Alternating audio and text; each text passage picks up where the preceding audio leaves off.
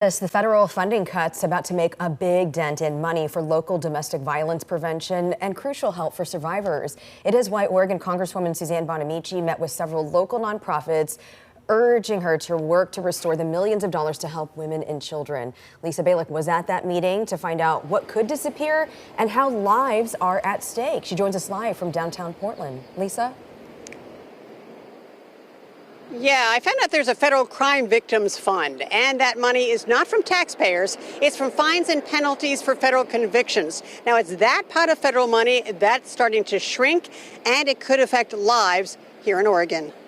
Urgent pleas today from more than a dozen local organizations that focus on helping victims of abuse. Those victims include children who now have special advocates to help them. We know what it was like before we had trained interviewers, before we had children's advocacy centers. We had children interviewed in police stations or in their homes, steps away from the people who harmed them or where the abuse occurred. A discussion today with Congresswoman Suzanne Bonamici, learning more about the need to return to D.C. and fight to restore funding for victims' assistance programs. The Federal Victims of Crime Act has long provided much of the money for programs to help domestic abuse victims, from counseling to housing.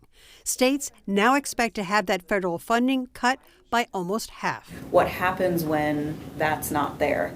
What happens when somebody isn't available to answer the phone? Clackamas Women's Services cares Northwest that helps child abuse victims, the Domestic Violence Resource Center, and several other organizations, all making the case cutting back services will be devastating. We often see people call the crisis line several times before they're willing to make that step towards leaving that abuse.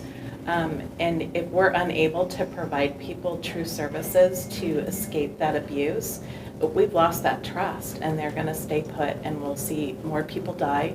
I asked the Democratic Congresswoman afterwards how she plans to try and restore some of the funding, with Republicans controlling the House and the Senate. The last thing we should do is give up. She tells me there is bipartisan legislation to help get the funding. Sometimes people think there isn't anything that's bipartisan. There's a bill with more than 200 bipartisan co-sponsors, and I'm going to do everything I can to get that through. And this money cut is going to be coming in a couple of months, planning already underway. But in the meantime, as the Congresswoman mentioned, she's going to try, along with many others in Congress, to try and find other ways to fund some of these victims' programs. We'll be following this. Live in downtown Portland, Lisa Balick, KOIN 6 News.